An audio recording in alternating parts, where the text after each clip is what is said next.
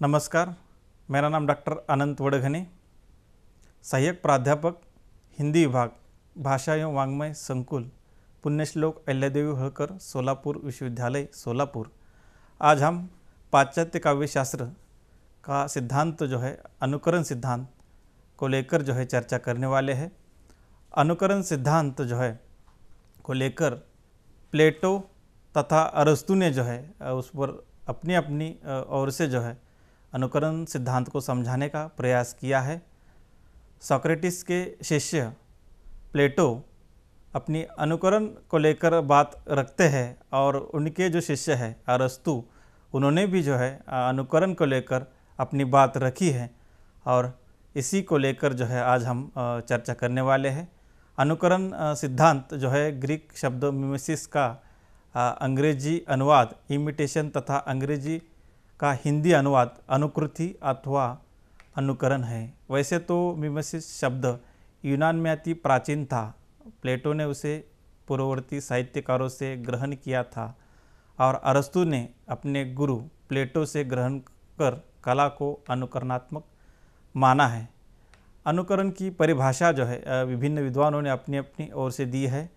18वीं सदी के अलंकार शास्त्रवादियों ने अनुकरण का अर्थ शास्त्रीय अनुकरण ठहराया है। उनका मत दूसरे भाषा शास्त्रवादी कलाकारों का अनुकरण या नकल ही मिमेसिस है। तो नवशास्त्रवादियों में डॉक्टर जॉनसन, डायडन आदि मिमेसिस का अर्थ सार्वभौम के चित्रण अथवा प्रतिअंकन मानते हैं। मेकर के अनुसार कवि कर्म अनुकरण का रचनात्मक मतलब मानते हैं और स्कॉट जेम्स के अनुसार अनुकरण जीवन का वस्तुपरक अंकन अथवा जीवन का कल्पनात्मक पुनर्निर्माण है। प्लेटो के काव्य संबंध में अगर विचारों को हम अगर देखना चाहें तो उन्होंने मूल सत्य का जनक ईश्वर को और उस सत्य की अनुकृति सृष्टि को इस तरह अनुकृति का अनुकरण काव्य को माना है। उनके अनुसार दृश्यमान जगत की वस्तुएं जिनके उद्गम का स्रोत ही मूल आदर्श अथवा प्रत्यय है, जब वे ही अपूर्ण है तो उनसे पुनरुत्पादित की गई कला कृतियाँ तो और भी अधिक अपूर्ण होनी चाहिए, ऐसा उनका तर्क है। बाद में उन्होंने दूसरा अपने ओर से जो तर्क देने का प्रयास किया वह है कि कवि की काव्य रचना गंभीर मन प्रांत प्रवृत्ति नहीं होती, वह पहले से ही नहीं सोचता कि उसे क्या लिखना है, बल्कि अचानक अंत प्रेरणा से प्रेरित होकर ही वह काव्य रचना करता है। तो क्या इस प्रकार के भावोद्गार विश्वसनीय हो सकते हैं, ऐसा प्रश्न जो है उन्होंने उपस्थित किया है। प्लेटो ने जो है आदर्श गणतंत्र के लिए जो है आदर्श स्रोतों की बात की और राज्य नायकों की प्रशस्तियाँ लिखने वाला न हो तब तक वह उपयोगी नहीं है, ऐसा वो मानते हैं। अर्थात कविता भावों को उत्तेजित करती है, न कि विवेक, हृदय, बुद्धि को। अतः प्लेटो ने काव्य की एक तरह से निंदा ही की है। करुणात्मक अनुभूति का यह पल्लवन मनुष्य के मानसिक स्वास्थ्य के लिए घातक है तथा मानसिक रूप से रुग्ण मनुष्य प्लेटो के आदर्श गणतंत्र में कोई स्थान नहीं रखता।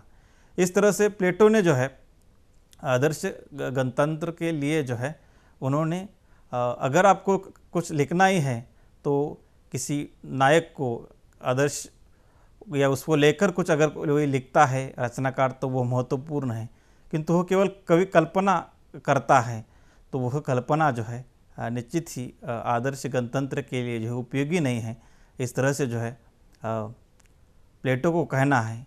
अब उनके शिष्य जो है उनकी अनुकरण को लेकर वो जो बात रखते हैं तो उन्होंने पहले ही कहा कि वह कला को जो है वो प्रकृति की अनुकृति अर्थात आर्ट इमिटेट्स नेचर फिजिक्स कहा है।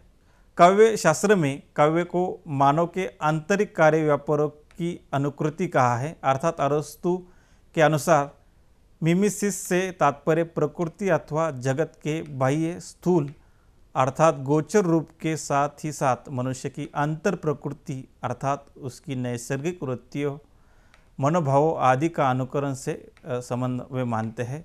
अनुकरण का अर्थ वह हुबहू नकल करना नहीं, बल्कि अनुकरण सृजनात्मक क्रिया है, अर्थात प्रकृति में जो दोष है उसका कला द्वारा पूर्ण किया जाना वह मानते हैं। कवि और कलाकार तीन प्रकार के वस्तुओं का अनुकरण करता है, जैसे चीज़ें जैसी है या थी, चीज़ें जैसी कही अथवा सोची समझी जाती है अथवा जैसी वे होनी चाहिए।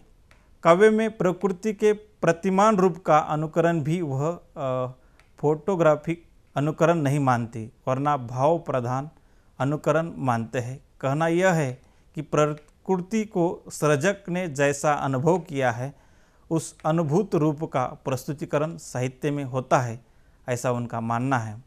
कलाकार का उद्देश्य आदर्श मनुष्य का चित्रण न मानकर संभव्य मनुष्य का चित्रण करना वह मानते हैं, अर्थात मनुष्य उन परिस्थितियों में हो सकता है।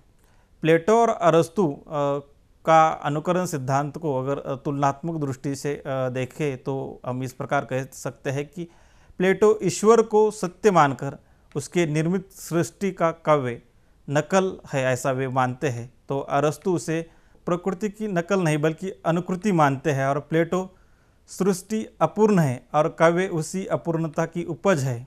अरस्तु प्रकृति की कमियों को कवि या कलाकार और काव्य के द्वारा पूर्ण करता है। प्लेटो काव्य का उद्देश्य राज्य नायक की प्रशस्तियाँ लिखना, उनकी वीरता का गुणगान करना मानते हैं। अरस्तु काव्य के माध्यम से मनुष्य की संभव्यता की बात करते हैं। प्लेटो काव्य का उपदेश या शिक्षा मानते हैं। अरस्तु काव्य का उद्देश्य आनंद और सुख मानते हैं। प्लेटो ने भावों को मनुष्य के विकास और स्वास्थ्य के लिए घातक माना है। अरस्तु के अनुसार मनोवेगों का उत्तेजन उनके विरेचन में सहायक होता है और यह मनोवेगों का विरेचन मानसिक स्वास्थ्य के लिए आवश्यक माना है। इस तरह से जो है हम अनुकरण सिद्धांत को लेकर, अर्थात प्लेटो ने जो बात कही और उनके शिष्य जो है अरस्तु ने जो बात कही, दोनों को समझने के उपरांत जो है इस निष्कर्ष पर पहुँचे हैं कि आदर्श गणतंत्र को ध्यान में रखते हुए जो है प्लेटो आदर्श अनुकरण अर्थात साहित्य की ओर देखते हैं, किंतु उनके शिष्य जो है साहित्य को मूलतः मतलब जो है मनुष्य के लिए एक मार्गदर्शक के रूप में जो है उसे उन्होंने देखा है। इस तरह से अनुकरण सिद्धांत को लेकर इन दोनों विद्वानों के जो विचार है उसको लेकर हमने चर्चा की। धन्यवाद।